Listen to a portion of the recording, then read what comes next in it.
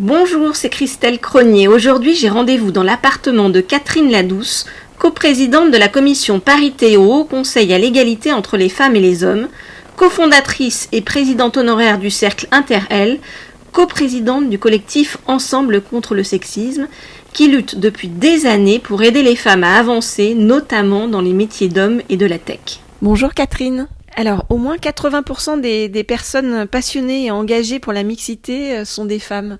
Où sont les hommes, Catherine ? C'est justement la question et le problème. Et en effet, que les femmes soient engagées pour la mixité, je dirais c'est peut-être un peu naturel parce qu'elles vivent au quotidien les difficultés que peuvent affronter les femmes parce que justement, elles sont dans un environnement parfois qui n'est pas mixte et elles ont le sentiment de pas avoir les mêmes chances que les hommes. Mais il est clair que l'enjeu de la mixité, c'est pas un enjeu de femmes, c'est un enjeu pour la société. Et il faut absolument convaincre les hommes. Et c'est vrai que on a des hommes convaincus, il faut être quand même optimiste, mais ils sont peut-être pas assez nombreux ou certains n'ont même pas pris conscience de l'importance de cette bataille pour la mixité. C'est ce que j'allais vous demander. En fait, quelles sont les raisons du manque d'engagement des hommes ? Donc, vous avez commencé à me dire l'ignorance pour certains. Et quoi d'autre ? En fait, tout vient de l'éducation. Alors, je crois qu'aujourd'hui, les hommes ont peut-être plus conscience de l'importance justement de la mixité, enfin même, on dirait, de la parité, de l'égalité en fait, qu'il y a quelques années. Ceci étant, c'est vrai que quel que soit dans le milieu dans lequel ils exercent, si en effet l'éducation est quand même très chargée aujourd'hui, toujours encore de biais de genre, de stéréotypes, qui fait que il y a cette prise de conscience parfois arrive et souvent les hommes d'ailleurs, j'interviewais un homme, un DRH d'une grande entreprise il y a 2 jours pour une table ronde qu'on organise sur la parité à Lyon et il me disait moi en fait mon wake up call en français dans le texte, la prise de conscience c'était quand j'ai une fille. Alors ça, c'est assez classique. Tous les hommes, quand ils ont des filles, ils se rendent compte que, en fait, ils veulent que leur fille ait les mêmes chances que les garçons. Alors, donc je crois que c'est vrai, il y a un peu l'ignorance, et puis il y a un peu aussi la difficulté pour un homme, par exemple, de s'engager et de se dire mais qu'est-ce que je peux faire moi ? C'est pour les femmes, c'est peut-être naturel, ils vont se dire voilà, je vais me battre pour les droits des femmes, etc. Mais pour les hommes, certains, je crois pas que ce soit toujours la mauvaise volonté, mais c'est simplement qu'ils ne savent pas, ou du moins ils ne savent pas quel est le comportement, je dirais, qu'ils doivent faire. Aujourd'hui, c'est vrai qu'avec toutes les difficultés, et grâce finalement à MeToo, à la libération de la parole, vous avez quand même aujourd'hui des réactions des hommes qui disent on ne peut rien dire, enfin, etc. Donc ça évidemment, je dirais d'un côté c'est pas plus mal que ces hommes-là se rendent compte que en effet, on est dans un monde, on peut pas se permettre de faire des blagues sexistes, on peut pas se permettre d'avoir un comportement qui dévalorise en fait les femmes et du coup il y a une sorte de remise à niveau. Comment est-ce qu'on peut mobiliser plus les hommes alors ? À partir du moment où la question de l'égalité est un enjeu et que la mixité, alors si je regarde dans le monde de l'entreprise, la mixité, il y a toute une série d'études montrent que c'est une source de richesse, de créativité, d'innovation, de performance. Bon, donc si la mixité est inscrite vraiment au cœur de la stratégie, j'ai eu la chance de travailler notamment dans les entreprises de la tech, alors que ce soit IBM qui était vraiment précurseur en la matière puisqu'on a créé le premier réseau de femmes, réseau de femmes et d'hommes d'ailleurs, c'était des réseaux mixtes en 1999. Pourquoi un réseau ? Pour en fait identifier quels sont les écarts, quelles sont les difficultés et sur quoi on doit travailler. Il faut être très très pragmatique là en la matière. Chez Lenovo, quand je suis arrivée en 2005, on a aussi créé un réseau et là dans des conditions qui étaient un peu particulières parce que les Européennes, les Américaines, fort de l'héritage d'IBM, avaient donc connaissaient un peu, je dirais, les pratiques, commençaient à mettre en place des groupes de travail, que ce soit sur l'égalité salariale, sur les temps partiels, sur toute une série de problématiques, le recrutement, etc., qui permettaient de chaque fois avancer sur les questions d'égalité. Mais par contre, en Chine, il y avait beaucoup de femmes dans les filières scientifiques et technologiques. Chez Lenovo, il y a énormément de femmes. Du coup, les Chinoises avaient un petit peu de mal à réaliser pourquoi est-ce qu'on voulait absolument travailler sur la question de l'égalité et la mixité. Mais pour revenir à votre question, en fait, Je pense qu'aujourd'hui, le premier argument, c'est que, ça soit d'abord inscrit dans la stratégie et que les hommes et les femmes, que les salariés d'une entreprise se rendent compte que être dans une équipe mixte, c'est quand même beaucoup plus performant et agréable aussi. Il y a eu des études, l'étude de Claudine Schmuck de Gender Scans. Elle a fait une étude annuelle sur les questions justement de la place des femmes dans les carrières scientifiques et bon, toute la mixité dans ce secteur-là. Et il apparaît que la mixité est source de bien-être aussi pour les salariés. C'est pas simplement la performance et l'innovation, c'est aussi source de bien-être parce que finalement, on est fait pour vivre en société avec des hommes et des femmes. Et pourquoi est-ce que quand on arrive dans le monde du travail, notamment par exemple dans la tech, on se retrouve en minorité? On sait que quand on n'a pas 30%, on n'existe pas dans un groupe. Or, dans la plupart de ces entreprises, il y a quand même une base déjà qui est déséquilibrée. Ce qui fait que, notre premier argument, c'est les hommes se rendent compte que ça fait partie, je dirais, de leur quotidien, mais surtout de la stratégie de l'entreprise, qui sont plus performants, plus créatifs. Il y a quand même une ambiance qui est finalement beaucoup plus naturelle, qui reflète la société. Et alors après, évidemment, pour les mobiliser, il faut les rendre responsables aussi. Et il faut pas les accuser. Parce qu'en fait, le problème aujourd'hui, c'est que on dit oui, c'est la faute des hommes, c'est les hommes qui gardent le pouvoir. Alors, il y a une catégorie d'hommes qui ne veulent pas lâcher leur place.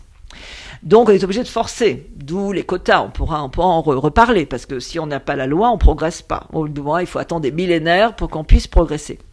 Mais donc, il faut aussi leur donner le moyen de travailler avec nous, parce que finalement, si on regarde les avancées que nous avons aujourd'hui, le congé paternité par exemple, cet équilibre vie privée, vie professionnelle, tous les réseaux ont travaillé sur ça, mais ça fait 20 ans, disant oui, il faut équilibrer la vie privée, vie professionnelle pour la femme, pour les enfants, etc. Mais pourquoi la femme? Aujourd'hui, moi je vois, je suis grand-mère de 7 petits enfants et j'ai des filles et en fait leurs maris sont, je dirais, aussi attachés à l'éducation des enfants et à la présence que les mères. Et donc en fait il y a une attente des jeunes générations et ça, je dirais, ça a été construit un peu par les femmes aussi, mais finalement ça bénéficie à tout le monde et aux hommes en particulier. Alors, quid du plafond de verre? On a bien compris que c'était compliqué d'ajuster les salaires. Et c'est compliqué aussi parce que certains métiers, comme vous le dites, semblent plus réservés aux hommes, notamment dans la tech. Sur l'égalité salariale, heureusement, il y a l'index Pénicaud. C'est quoi l'index Pénicaud? C'est un index sur l'égalité salariale, qui avec toute une série, je dirais, de mesures et donc d'obligations qui permet pour les entreprises de mesurer justement les écarts de rémunération, de les réduire, de mettre en place des plans d'action et du coup chaque entreprise a une note. Alors c'est vrai qu'il faut avoir 100%. Parfois les entreprises disent c'est bien, j'ai 90 et tout. Non, c'est 100 qu'il faut avoir.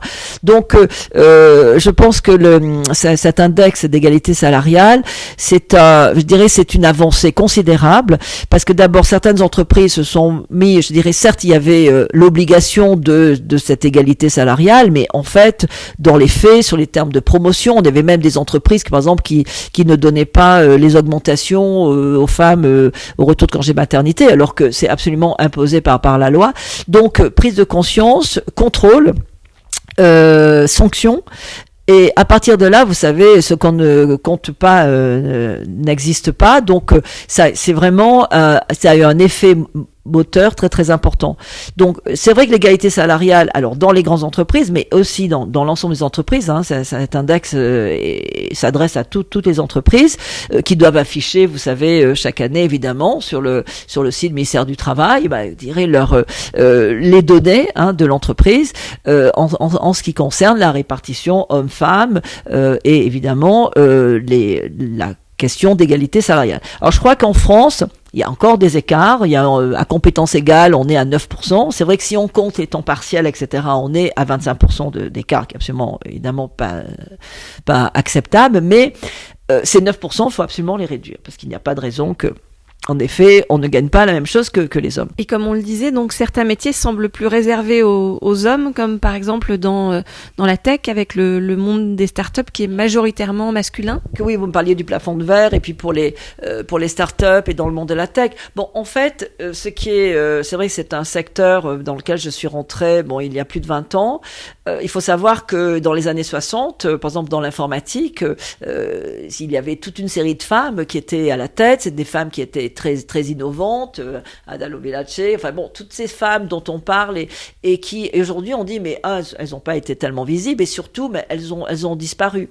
Et c'est vrai que à partir du moment où l'informatique est devenue, je dirais, le nerf de la guerre, les hommes s'en sont emparés.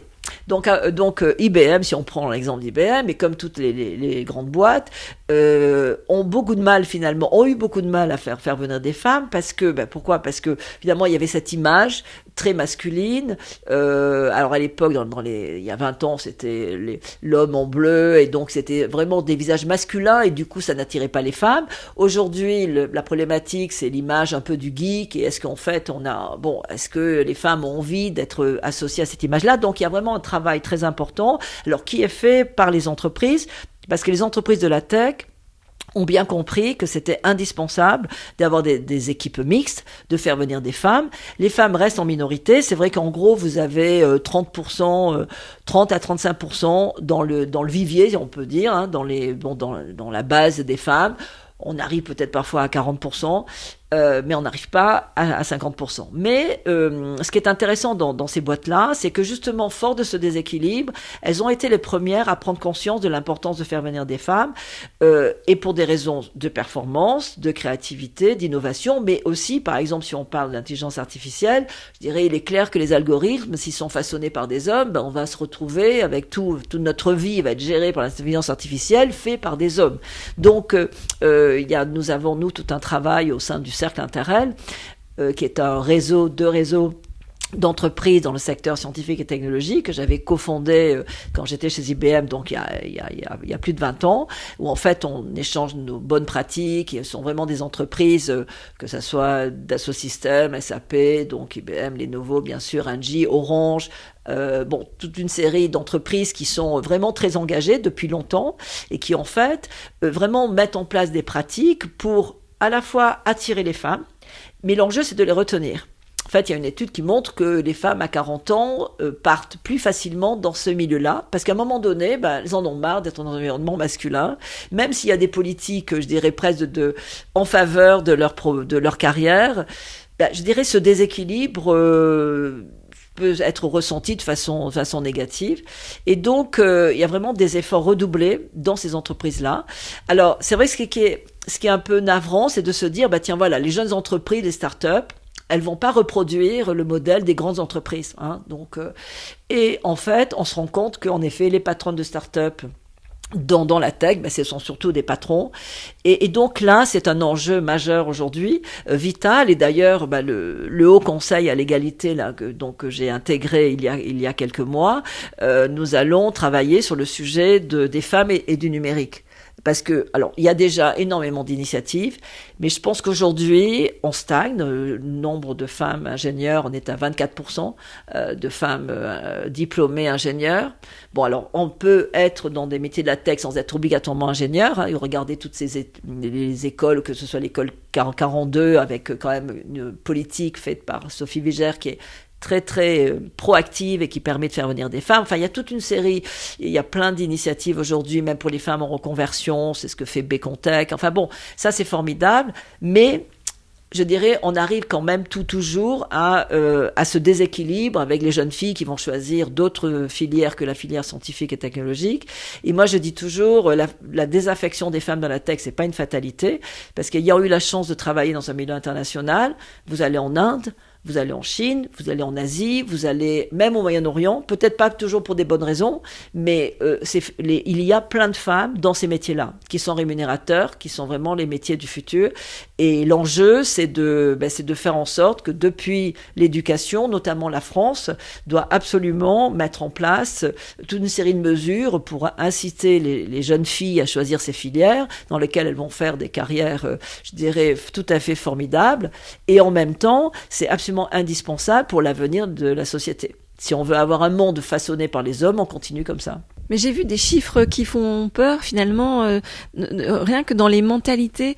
Par exemple, il y a 41% des Français qui considèrent que les femmes ne sont pas aussi douées que les hommes pour travailler dans la tech. Ça, écoutez, c'est vraiment, quand on parle des biais de genre, quand on parle des stéréotypes, ben c'est ça.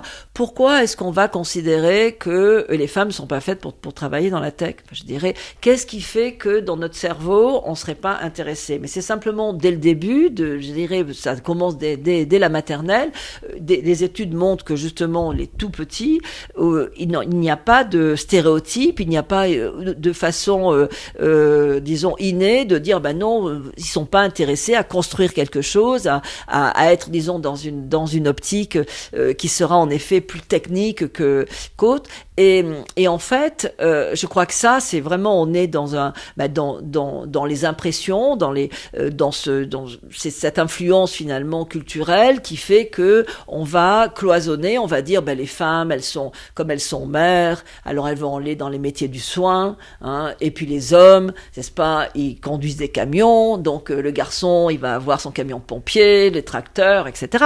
Donc ça, je dirais, c'est dans l'imaginaire, mais malheureusement, c'est un imaginaire qui correspond, c'est vrai, à la réalité du ressenti. Et du coup, il y a un travail énorme sur les métiers genrés. Vous savez qu'il n'y a que 18% de métiers mixtes. C'est quand même incroyable. Et il y a eu toute une série de politiques sur la mixité des métiers, mais en fait, on n'avance pas. Hein. Donc regardez, il y a très peu d'hommes qui sont sages-femmes, en fait, parce que d'abord ça s'appelle sage-femme. Hein.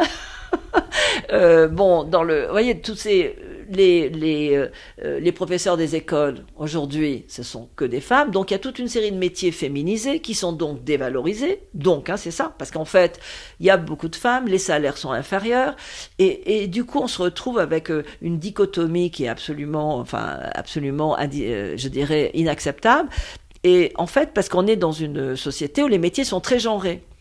Je reprends l'exemple de la Chine ou dans d'autres continents, dans les pays de l'Est aussi, ça c'est un peu l'héritage du communisme, où les métiers sont beaucoup moins genrés, où en fait une femme ou un homme va exercer les mêmes travaux, et à partir de là, il y a une influence qui fait que une petite fille, elle va se dire, oui, moi je peux faire ce travail-là, je peux être dans le bâtiment, je peux conduire un tracteur, etc.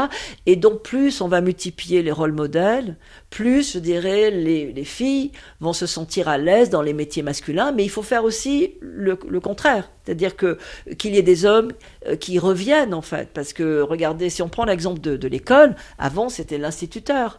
Hein, parce que c'était un métier tout à fait valorisé, alors que c'est tellement important. Hein, les professeurs des écoles, on met nos enfants, et donc c'est absolument essentiel. Et les enfants, ils ont comme représentativité toujours une femme. Ils n'ont pas des hommes. Donc tout ceci, c'est vraiment, c'est pour ça que la question de la mixité, je dirais, c'est vraiment un enjeu absolument démocratique, hein, vital, et en même temps, c'est la mixité, c'est vraiment la garantie justement je dirais de la décision publique, je dirais du bien-être dans la société, et puis du fait qu'il y a un épanouissement des hommes et des femmes ensemble. Et alors, en effet, c'est ensemble. C'est pas simplement les femmes d'un côté, les hommes de l'autre. Vous, Catherine, quelles sont les femmes chefs d'entreprise que vous admirez particulièrement? Alors pas uniquement dans la tech, hein, vraiment au sens général. Il y en a quand même pas mal, heureusement. Hein. Moi je citerai Mercedes Serra, par exemple, qui est une femme qui est montée, qui a créé sa entreprise, qui en même temps, je dirais, a pu, elle a eu des enfants. Enfin, je veux dire, il faut pas se sacrifier aussi. Hein, je pense que c'est important. Aujourd'hui, on a quand même des femmes à la tête de. Je pense à Marie-Christine Saragosse, par exemple. Hein, des femmes dans les médias, Delphine Ernotte. On a Sybille Veil. Donc, vous voyez, dans ces grandes, dans les que ce soit France Télévisions et tout. On a des femmes à la tête. Aujourd'hui, on a Stéphane Pallès, par exemple, à Française des Jeux, Christelle Edelman chez Orange. Ce qui est bien, c'est que on on peut citer des noms. Il y a quelques années, on était là, bon, en fait, elles sont où ces femmes à la tête de ces grandes sociétés? Donc, moi, les femmes qui m'ont inspirée, moi, j'ai travaillé, j'ai une présidente femme, j'ai beaucoup apprécié de travailler avec elle, à ses côtés. J'ai d'abord travaillé chez IBM avec Cathy Kopp, qui après était partie chez Accor, et j'ai travaillé avec Françoise Gris. Et le fait d'avoir une présidente femme, j'ai trouvé ça, je veux dire qu'il y avait une complicité aussi beaucoup plus forte, tout en étant, j'ai beaucoup apprécié de travailler auprès de présidents hommes, hein, mais quand on dirige la communication, on est vraiment dans un rôle aussi de conseil et au cœur, je dirais finalement, de l'influence, hein, c'est quand même notre métier. Mais je dirais que quand j'ai travaillé avec des femmes, il y avait quand même une complicité encore plus forte, qui m'a beaucoup plu et qui m'a beaucoup inspirée. Et je pense qu'aussi c'est important que les femmes qui sont arrivées justement à ce niveau-là, la plupart, et justement je veux me battre contre cette idée que les femmes, quand elles arrivent, elles s'occupent pas des autres et tout, c'est faux. Aujourd'hui, il y a eu peut-être des cas, mais moi les femmes que j'ai rencontrées, et aujourd'hui les femmes sont très solidaires, on parle de solidarité. Elles sont, je dirais, elles se rendent compte aussi des difficultés qu'elles ont vécues et elles veulent pour les nouvelles générations justement essayer d'éliminer ces difficultés-là. Parce que finalement, ce qu'il faut, c'est créer un environnement dans lequel justement la femme, elle va se sentir bien, à l'aise, tout à fait à égalité, avec les mêmes chances de promotion, à compétences égales, bien sûr. Et c'est vrai qu'aujourd'hui, on est obligé de forcer, et c'est pour ça qu'on a des quotas. Et moi, je pense que je suis en faveur des quotas, même si et des femmes qui disent, ben je suis un quota. Ben en fait, il y a des tas de femmes qui sont arrivées grâce à la parité. Bon, si on le dit par exemple en politique, mais et je crois que ça, il faut se dire que malheureusement, on est obligé d'en passer par la loi pour parfois aller plus vite. Parce que naturellement, l'évolution ne se fera pas naturellement, ou non, ça prendra des siècles, hein, parce que les hommes se cooptent entre eux, etc. Donc ça, c'est un débat sur lequel je pense il faut avancer et se dire que les quotas, c'est un moyen, je dirais, c'est pas une finalité, mais c'est un moyen indispensable pour atteindre ces objectifs. Est-ce que vous pouvez m'expliquer ce qu'est au fond la loi Marie-Pierre Rixain, dont on a entendu évidemment beaucoup parler, et ce qu'elle a apporté? La loi qui a été donc votée le 14 décembre dernier est une avancée majeure. Et c'est vrai que nous avons beaucoup travaillé nous dans les réseaux féminins dans lesquels je travaille, que ce soit Tougap, qui est un collectif qui regroupe des réseaux publics et privés, au Cercle Interrel, auprès de Marie-Pierre Rixain, qui est une femme, je dirais formidable, très engagée, mais qui s'est beaucoup battue parce qu'il y avait beaucoup de résistance. Hein. Et en fait, elle a, comme elle dit, certes, on parle beaucoup de son article phare, qui est les 30% de femmes dans les instances dirigeantes, et qui a déclenché évidemment toute une série de commentaires et autres. Mais ce qui est intéressant dans sa loi, c'est que c'est vraiment une loi d'accélération de l'émancipation et de l'émancipation des femmes, de l'autonomie économique des femmes. Comme par exemple qu'on verse le salaire sur un compte qui appartient à une femme. Moi, je dois vous dire qu'on peut se dire, mais ça me semble évident. Mais nous, on est dans un milieu où on a la chance, en effet, que c'est évident, ce qui n'est pas le cas partout.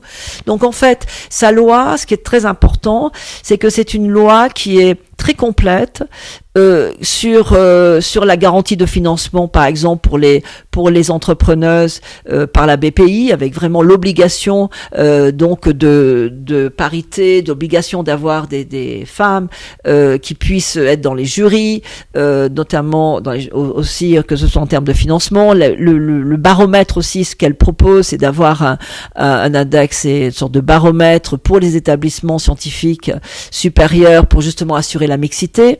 Donc c'est vrai que cette loi, alors on se focalise, et nous on a beaucoup travaillé évidemment sur cette demande d'obligation de pourcentage de femmes, 30% dans les COMEX et les instances dirigeantes à 5 ans et 40% à 8 ans. Et on a d'ailleurs par exemple fait un groupe de travail au sein du Cercle Interrel avec des grandes entreprises, EDF, Renault, enfin qui, je dirais, évidemment, sont passibles de cette loi, puisque c'est le seuil des 1000 salariés. Elles ont plus de 1000 salariés.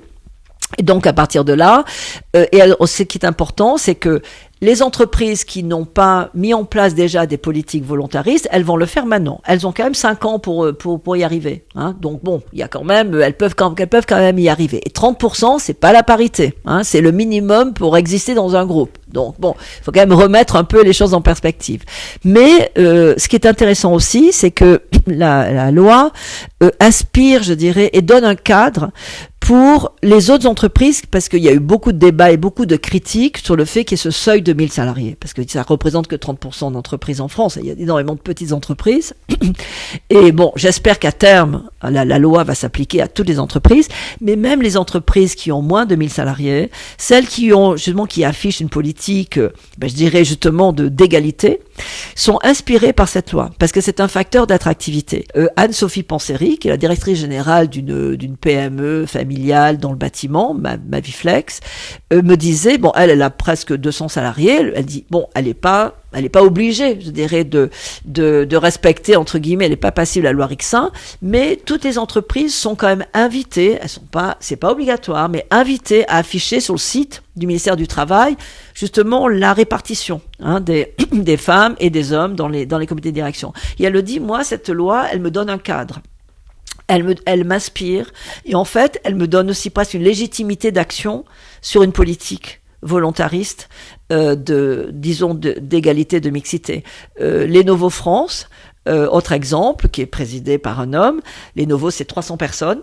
Bon, alors certes, c'est dans un groupe global qui est très engagé sur la diversité, mais c'est pareil, il y a une politique très forte qui est menée, avec d'ailleurs les représentations du personnel, avec la DRH. Donc, ce qui veut dire que la loi, pour moi, la loi Rixain, c'est une avancée absolument formidable, parce que il faut comprendre qu'il y a eu la loi Copé-Zimmermann.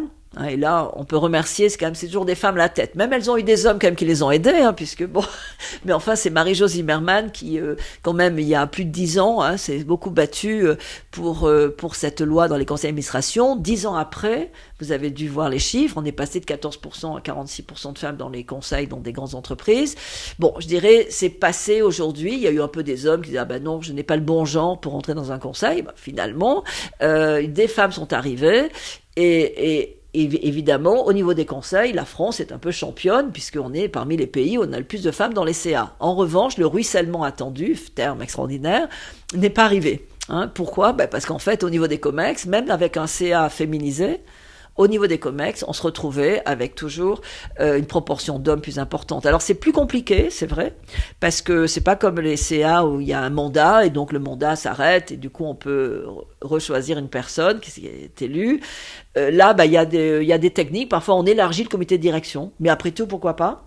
Au lieu de passer à 12, on va aller à 15 pour faire venir plus de femmes. C'est vrai qu'on va pas tuer un homme pour mettre une femme. Alors, c'est vrai que les critiques sont faciles, mais bon, c'est un moteur et qui permet dès le début d'identifier en fait les talents féminins, de savoir qu'il y a la perspective de se dire, tiens, est-ce que cette femme qui a un fort potentiel, je vais l'accompagner ? Et toutes les grandes entreprises se sont mises en ordre de marche.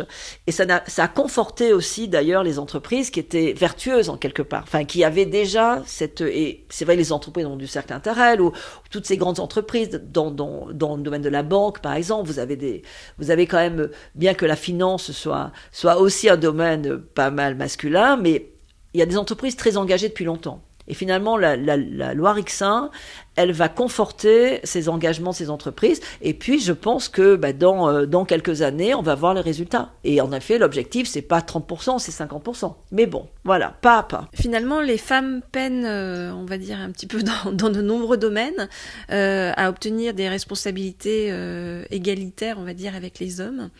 Y compris au niveau de l'État, au niveau des institutions. C'est pour ça que vous travaillez actuellement sur un nouveau rapport sur la parité politique, la nécessité d'un acte 2. Vous aviez déjà fait un acte 1, mais qui finalement n'a pas porté les fruits que vous souhaitiez, enfin en tout cas n'a pas porté autant de fruits que vous le souhaitiez. Oui, on vient de sortir un rapport sur la parité en politique. Le Haut Conseil à l'égalité, que cette instance indépendante en charge, je dirais, d'être à la fois un aiguillon et une vigie, enfin qui présidé par Sylvie Pierre Brossolette et donc composé de personnalités qualifiées qui sont nommées par le gouvernement pour travailler sur les sujets qui concernent l'égalité.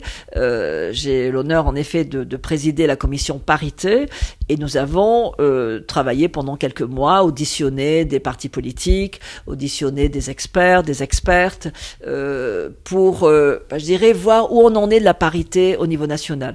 Le HCE avait déjà publié un rapport sur la parité dans les collectivités au niveau territorial. Il y a eu des avancées considérables grâce aux lois sur la parité, avec par exemple l'obligation d'un binôme au niveau départemental qui fait que on a mis des femmes qui étaient à un petit moment on est au niveau des communes. Alors c'est pour des communes de plus de 1000 habitants, c'est pareil là, et les autres recommandations c'est que ça démarre au premier habitant, mais bon, on avance. Et du coup, il y a eu, c'est vrai, des avancées en 20 ans. Il y a eu des avancées considérables, puisque à l'époque, je dirais, il y a 20 ans, que ce soit au Sénat, à l'Assemblée nationale, il y avait vraiment moins de 10% de femmes. Aujourd'hui, il y en a 37%. À l'Assemblée nationale, il y a eu un léger recul aux dernières élections. Mais bon, je dirais, on est quand même, alors on n'est pas à 50%, mais il est vrai qu'on s'est rendu compte qu'il y avait un essoufflement en fait, parce que finalement il y a eu des avancées importantes, notamment au niveau des territoires, mais au niveau national, alors certes il y a un gouvernement paritaire, mais au niveau quantitatif simplement, et avec par exemple 9 femmes secrétaires d'État sur 10, donc un peu la variable sur les secrétaires d'État. Donc c'est vrai qu'on peut se dire que on peut mieux faire. Les ministères régaliens restent entre les mains des hommes. Les ministères les plus dotés, je dirais financièrement, restent quand même beaucoup entre les mains des hommes. Donc c'est vrai que là, on a toute une série de recommandations qui est le fruit justement de toutes ces auditions que nous avons faites. Ce qui est intéressant, c'est qu'on se rend compte que la plupart des partis politiques se rendent bien compte que c'est indispensable de féminiser, je dirais, leurs équipes et de féminiser aussi leur direction. Alors, c'est plus facile pour les nouveaux partis parce qu'ils mettent en place des exigences de parité, disons au niveau des responsables. Dans les partis historiques plus anciens, c'est plus compliqué parce qu'il y a la prime aux sortants. Et du coup, comme les sortants sont surtout des hommes, et même les partis comme le PS, qui a quand même une volonté de dire l'égalité fait partie des valeurs qui sont promues par ce parti, en fait, a quand même plus de difficultés. Et donc, il y a des solutions. Par exemple, au PS, il y a des circonscriptions qu'ils réservent qu'aux femmes. C'est-à-dire qu'ils disent, on ne veut que des femmes candidates. C'est une façon, je dirais, d'avoir des femmes à la fin élues. Parce que il y a cette obligation, certes, de parité au niveau des communes, mais après, je dirais, d'ailleurs, au niveau des élections, il faut savoir, est-ce qu'on les met sur des circonscriptions gagnables? Et souvent, les femmes, elles sont mises sur des circonscriptions qui sont plus difficiles. Donc, le constat, vous pourrez en effet voir ce rapport le détail du rapport sur le site du Haut Conseil, où en fait, on analyse à la fois, c'est vrai, toute la réglementation, et on se dit qu'est-ce qu'on peut faire. Il y a toute une série de mesures, du scrutin binominal aux législatives, à des mesures sur la parité ou d'un binôme, par exemple, une maire et un adjoint, ou un maire et une adjointe. Bon, chaque fois qu'on puisse inscrire la parité, je dirais, chaque fois qu'on le peut. Et l'une des mesures phares, c'est la révision de l'article 1er de la Constitution qui dit que l'État, les pouvoirs publics doivent favoriser l'accès égal entre les femmes et les hommes aux responsabilités. Favoriser, c'est très faible, parce que ça veut dire que finalement, cette égalité et cette parité n'est pas exigée, c'est un objectif. Or, il faut que la parité devienne un droit fondamental. Et à partir de là, nous demandons, et il y a eu un écho favorable, nous avons rencontré la présidente de l'Assemblée nationale, le président du Sénat, nous avons rencontré les partis politiques et un certain nombre de juristes aussi, évidemment, qui nous ont accompagnés dans cette réflexion. Et nous recommandons qu'il y ait la révision de ce terme de favoriser pour dire assurer. Et pourquoi? Pour justement faire en sorte que la parité soit un droit fondamental, qui est une obligation de résultat. Et alors, le deuxième volet de toutes les mesures, en fait, on a une série de mesures. Les mesures, disons, lourdes, qui sont dures, si on peut dire, sont des mesures contraignantes, qui peuvent passer par la loi. Et puis les mesures souples, mais qui sont très importantes, qui sont sur la culture, en fait. Il est vrai qu'on se rend compte, bon, le sexisme, et là c'est aussi un élément très important. Moi j'ai beaucoup travaillé, je dirais, pour lutter contre le sexisme, notamment dans les milieux très masculins, puisqu'il y a une domination d'un genre sur l'autre, et du coup il y a un sexisme ambiant, ordinaire, invisible. En même temps, il y a aussi, disons, le sexisme, il est sous toutes ses formes, depuis la petite blague à la machine à café, jusqu'à, évidemment, le féminicide et les choses horribles que nous vivons en France et ailleurs. Et du coup, dans le milieu politique, le sexisme est l'un des obstacles majeurs, en fait, à l'entrée des femmes en politique. Elles sont, et là on a toute une série d'exemples, on fait une analyse, évidemment, vous voyez, elles sont invisibilisées. Quand elles prennent la parole, elles sont pas écoutées. Enfin, il y a toute une série d'exemples qui montrent que être femme en politique, c'est encore plus dur que dans les entreprises. Parce que dans les entreprises, on a des garde-fous, on a des codes de bonne conduite. Je dirais qu'en politique, c'est peut-être pas souvent le cas. Et du coup, il y a toute une série de recommandations, de formation en fait, d'accompagnement des femmes, évidemment par exemple, Laurence Rossignol propose qu'il y ait un code de déontologie et nous proposons qu'il y ait par exemple une autre instance transpartisane, parce que c'est vrai que un parti qui va juger, avec l'affaire Quatennens, enfin bon, à la fois juger parti, enfin toutes ces... Donc, il y a une prise de conscience que justement, il faut que la culture sexiste puisse, je dirais, être éliminée, parce que c'est le seul moyen de faire venir des femmes. Donc le sexisme, vous en avez parlé au niveau des entreprises, au niveau de la politique, mais il y a aussi vraiment le sexisme ordinaire, et vous œuvrez aussi beaucoup pour ça, et y compris contre les violences sexistes et sexuelles qui ne faiblissent pas en France malgré l'urgence et les solutions proposées. Oui, alors là c'est vrai que sur la question des violences sexistes et sexuelles, je crois qu'aujourd'hui aussi on peut plus accepter ce qui se passe, les féminicides continuent. Et donc, certes, il y a des avancées, certes, on forme que ce soit la justice, la police, mais les résultats sont là. Donc, la violence reste très très forte. Or, si on se compare à d'autres pays comme l'Espagne, par exemple, l'Espagne est arrivée à réduire de moitié les féminicides. Donc, c'est en effet sur la feuille de route, évidemment, ça a été sur la feuille de route de tous les ministres qui sont passés en charge de l'égalité, Elisabeth Moreno, aujourd'hui Isabelle Rome. Et nous, évidemment, les personnes de la société civile, nous militons pour qu'il y ait plus d'investissements. On demande 1 milliard pour lutter contre les violences, pour qu'il y ait plus de formation, pour qu'il y ait des tribunaux spécialisés. Donc aujourd'hui, ce n'est pas encore, je dirais, à l'ordre du jour, malheureusement. C'est vrai que mais bon, ça commence depuis l'éducation, depuis la prévention. C'est vrai qu'il y a aussi une question de prévention, l'éducation sexiste, et c'est pour ça qu'il y a maintenant 6 ans, on a constitué un collectif qui s'appelle Ensemble contre le sexisme, qui a été créé dans le sillage d'ailleurs de l'action de Laurence Rossignol à l'époque quand elle était ministre en charge des droits des femmes, et qui avait lancé une campagne Sexisme, pas notre genre. Et elle avait eu cette idée de réunir des associations qui travaillaient pas du tout ensemble, des associations très féministe sur le terrain, en charge des droits fondamentaux, la Fondation des femmes par exemple avec Anne-Cécile Melfer, donc sur les violences, le planning familial, Excision, parlons-en, et puis des réseaux professionnels comme le mien, le Cercle Interrel ou Femmes Ingénieurs. Et en fait, on s'est rendu compte que on travaillait ensemble, mais un peu dans nos couloirs de nage, on travaillait ensemble avec un obstacle qui était l'obstacle commun, qui était le sexisme. Qu'est-ce qui entrave en fait la liberté des femmes? Qu'est-ce qui va les empêcher de choisir tel ou tel métier? Qu'est-ce qui va les empêcher de faire des choix, de pouvoir évoluer comme elles le souhaitent, de s'habiller comme elles le souhaitent, etc. C'est toujours le sexisme. Et du coup, nous avons décidé de lancer on a commencé à travailler ensemble. Et puis on a fait un premier événement, on a dit on va créer la journée nationale contre le sexisme. Alors aujourd'hui, on en est à la 6e, et du coup nous avons organisé le 25 janvier dernier, donc la 6e journée nationale contre le sexisme, sous la forme d'un procès. Donc nous avons fait un procès fictif où le sexisme était au banc des accusés.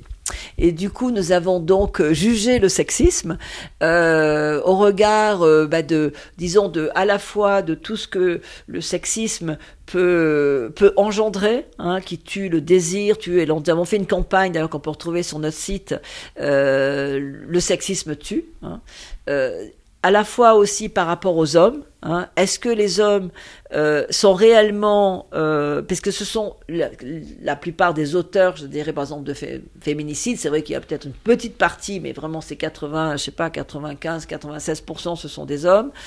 Mais sans aller même jusqu'au féminicide, il est clair que le sexisme est le plus souvent porté par les hommes que les femmes. Donc à partir de là, est-ce que les hommes ont vraiment la volonté, hein, de combattre peut-être cette aspiration naturelle qui dévalorise le genre qui n'est pas le sien. Et puis un troisième sujet qui est le sexisme dans les institutions, le sexisme en politique. Et donc nous avons réuni près de 600 à 700 personnes en distanciel et en présentiel, le tout clôturé par Isabelle Rome.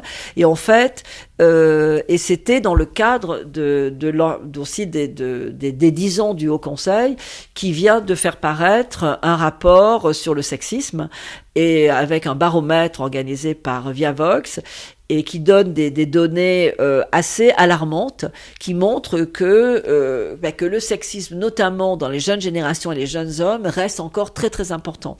Et en fait, ce qui se passe, c'est qu'on a l'impression que les limites sont chaque fois encore plus loin d'acceptabilité de choses que nous considérons inacceptables.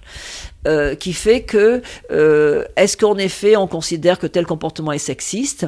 Oh ben non, en fait non, on n'est pas sexiste. Et donc ça c'est quand même très grave parce que c'est vraiment à la base.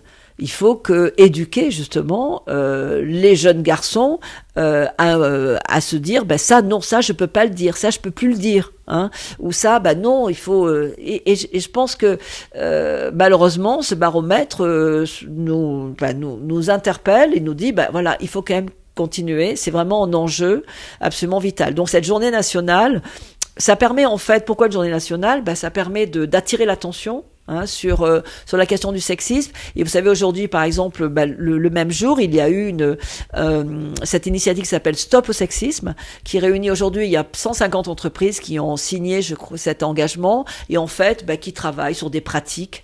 Et le sexisme, c'est à la fois le sexisme invisible, ordinaire, mais c'est aussi des violences. Vous savez que, par exemple, maintenant, de nombreuses entreprises ont vraiment développé une politique de prévention et d'accompagnement pour les femmes victimes de violences familiales.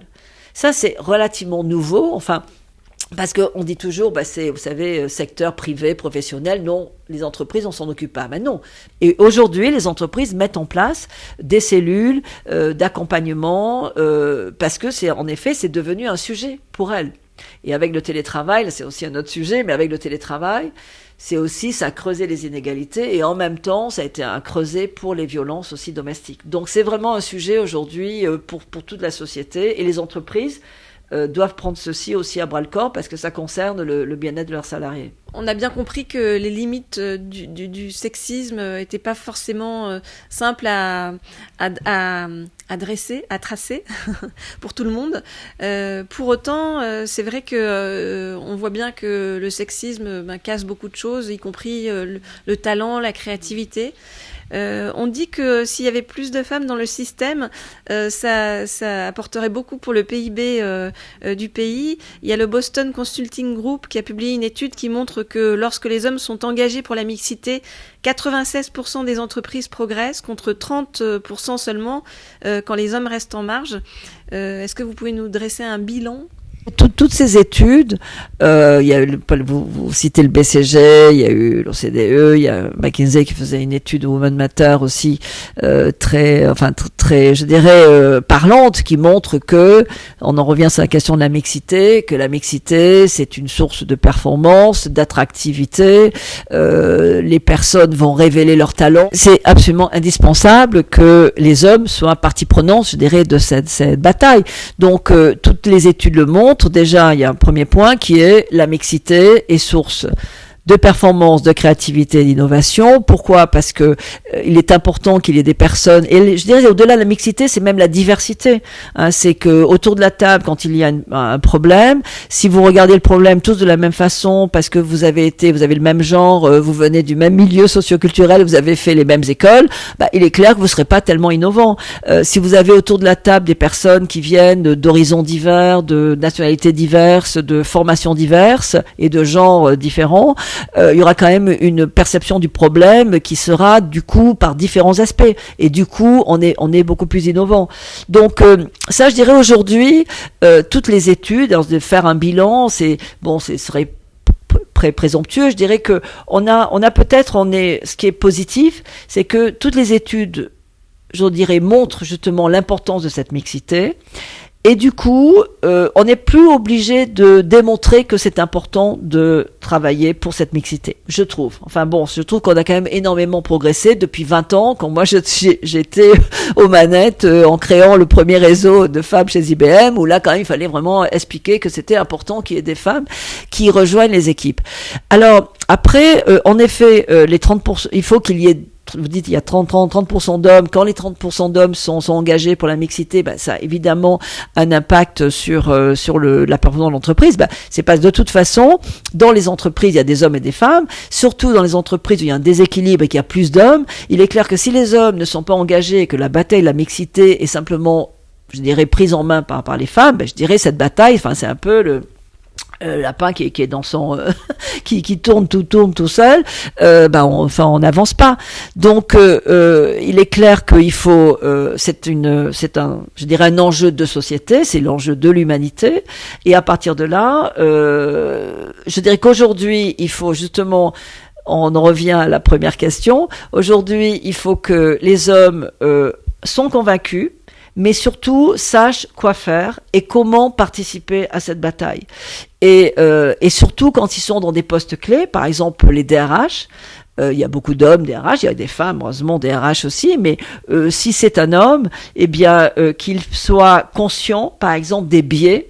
Je vous donne un exemple très précis sur le recrutement ou sur la promotion.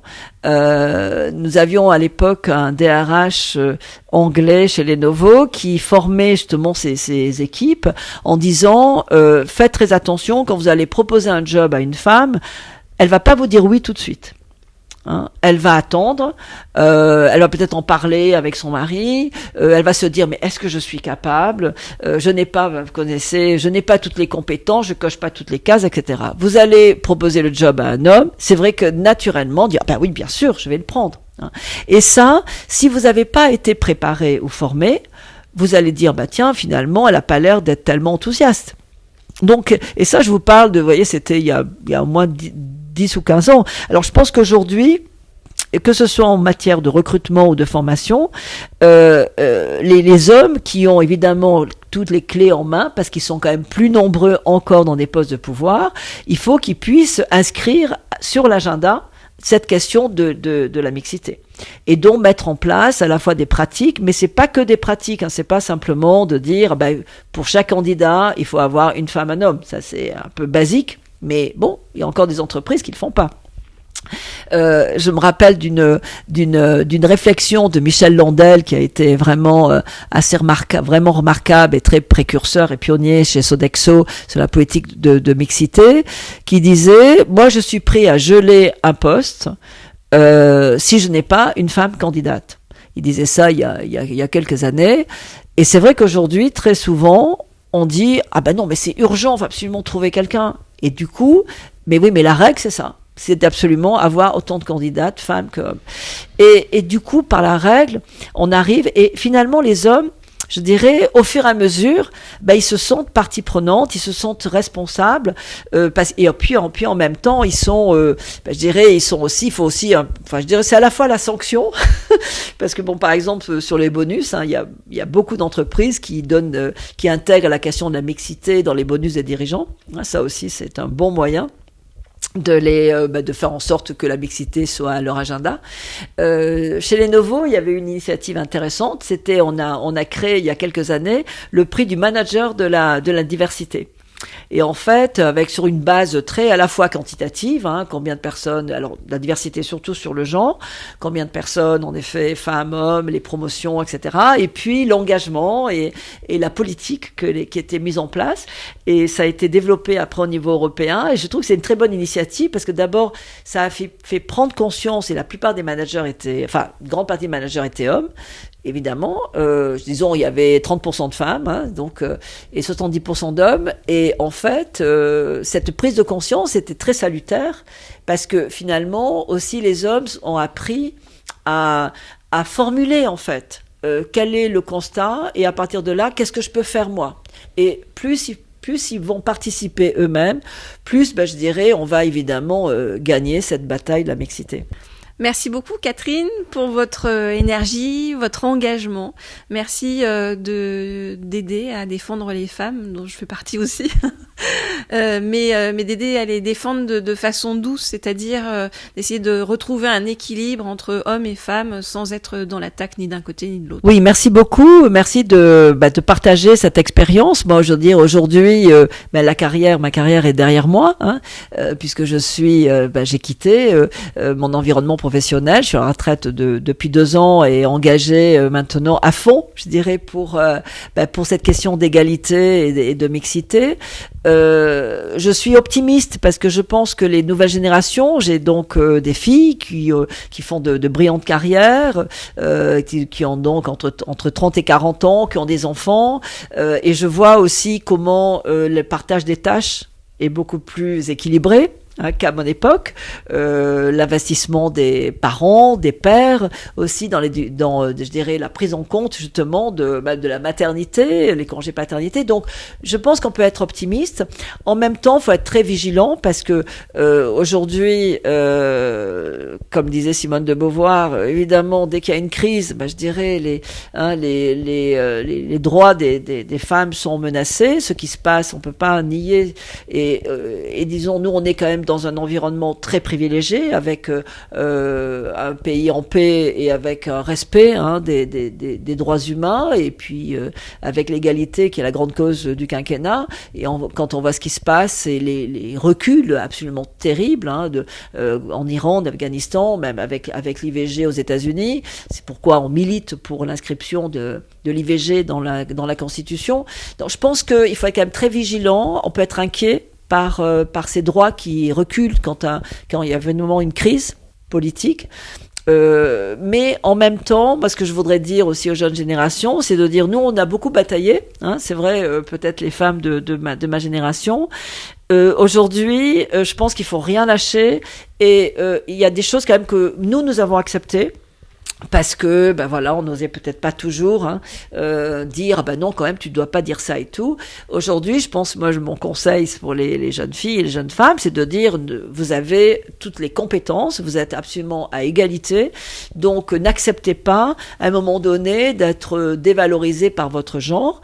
Donc il y a un seuil d'acceptabilité qui doit être, donc il faut absolument pas, c'est vraiment la tolérance zéro. Ça c'est quand même important, il faut quand même le rappeler. Et en même temps, à titre peut-être personnel, moi j'ai eu la chance dans ma carrière finalement vous voyez, j'ai pris par exemple 7 ans de congé parental. Oui, donc je me suis quand même arrêtée pendant pas mal d'années pour donner naissance à mes filles et puis vivre à l'étranger, accompagnant mon mari dans ses postes diplomatiques où il était. Je me suis remise sur le marché du travail et du coup, je considère que j'ai pas fait trop de sacrifices en fait. Et quand on arrive un peu dans cette dernière partie de sa vie, c'est important de faire les choix d'équilibre en fait entre la vie personnelle et la vie professionnelle. Je pense que les jeunes générations, c'est pareil aussi. Les femmes veulent réussir, s'épanouir professionnellement, faire de bonnes études et après faire les métiers qu'elles ont choisis. Mais en même temps, elles veulent pas sacrifier, je dirais, leur vie personnelle.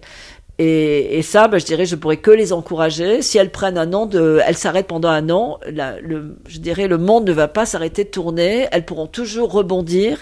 Et je pense qu'aujourd'hui, c'est encore plus facile qu'avant. Donc, mon conseil, c'est ne lâchez rien. Alors, on dit toujours oser, mais c'est vrai qu'on dit, après tout simplement, faites les choix que vous avez envie de faire. Ne vous laissez pas impressionner par la jante masculine et on a tout à gagner de travailler ensemble. Merci Catherine, à bientôt. Merci beaucoup Christelle. Le Cercle de Confiance, le podcast sans filtre qui donne la parole à tous. 100% inspirant, 100% sociétal, 100% optimiste, zéro censure. À retrouver chaque lundi dès 9h sur les différentes plateformes d'écoute, Apple Podcast, Google Podcast, SoundCloud, Spotify, YouTube et bien d'autres. Le plein de bonnes ondes pour la semaine.